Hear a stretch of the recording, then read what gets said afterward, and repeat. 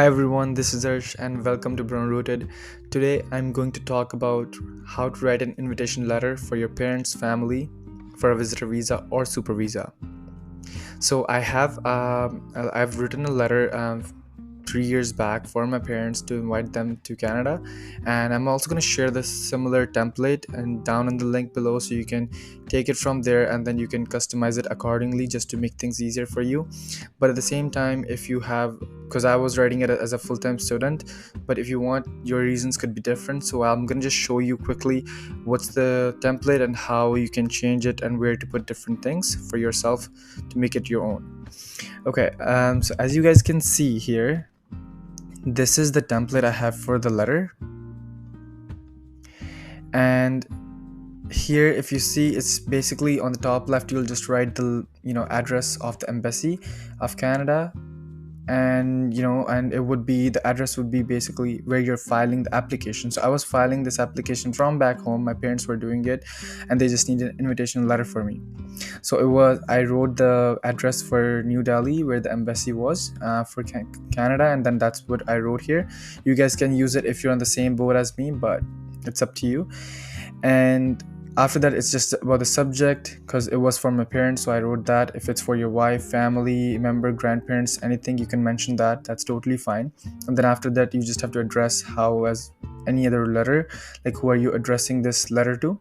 And then after that, this is my whole reason I put it here. So my basically reason was, it was not convocation. A lot of people do it around that time, but I was a little bit keen to do it earlier, so I did it around before Christmas. So that's the reason when I mentioned about the Christmas reason, that I'm missing my parents and I want them to be here.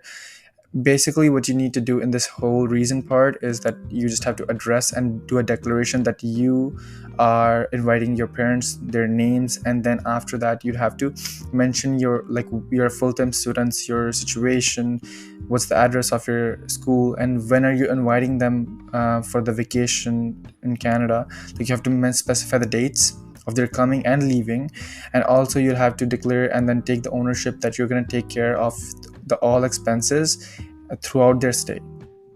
So that's that. And after doing all of this, you can read through it. As I said, I'm gonna put this talk in the links to you, which you can use it for yourself.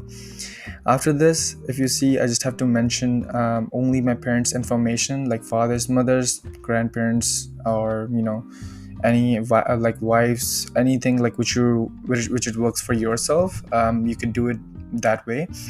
And then you just have to mention all the details according to their passport, because I believe that's the one which is mainly they're going to be using for the filing process. And after that, you just have to enter your details as a contact information. And then for me, since I was a full-time student, these were the documents which it was required from me. So I didn't mention enrollment letter, transcript, all of those documents I've given it to my parents. If you are a full-time student, probably this is going to be something like for you too, but if you are a work permit or PR, it would be a little different.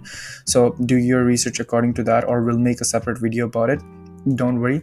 And basically, yeah, that's pretty much it about this whole template. It's not that easy, it's not that hard. Look at the part, it's not that hard. So yeah, I believe that's pretty much it. I would like to mention here that usually there are two types of visas: visitor visa and super visa. Even if you are on work permit or PR, you can still use this template for super visa for your parents. If you want them to stay here more than consecutively for more than 6 months, then you can do that. Use this as well. That's going to be totally fine. Apart from that, after writing this letter, you would need to get it notarized. So I'm just gonna quickly share my story. So usually notarizing services takes about $70 to $80, which is a lot, I know. But the thing is, I was like trying to look for different places where I can get it for cheaper price, and I found one which was very cheap. I tried checking if their office is still there, but I didn't find them. Otherwise, I would have mentioned their location, since it was a few years back. So I don't even remember the name of their corporation, but if I do, I'll mention that in the comments. Usually they take about $10 to $20, which was quite cheap 3 years back, to be honest, frankly speaking. But for me it was free because they're like my college had some sort of tie up with them, so I didn't really have to pay anything. So make sure to check for any notarized services. Like I try to go for a public notarized services. Sometimes they do have tie up with your colleges if you're a full-time student, or maybe with your workplace, so you might get it for free or on a very cheaper cost. So do make sure to check that. And yeah, that's it for today, and thank you so much guys for watching the video, and I hope you liked it. And if you did like it, please leave a like, comment, and subscribe down below, and I'll try to come up with more videos like this. And mention down in below if you want me to make a video on this specific topic. Goodbye for now.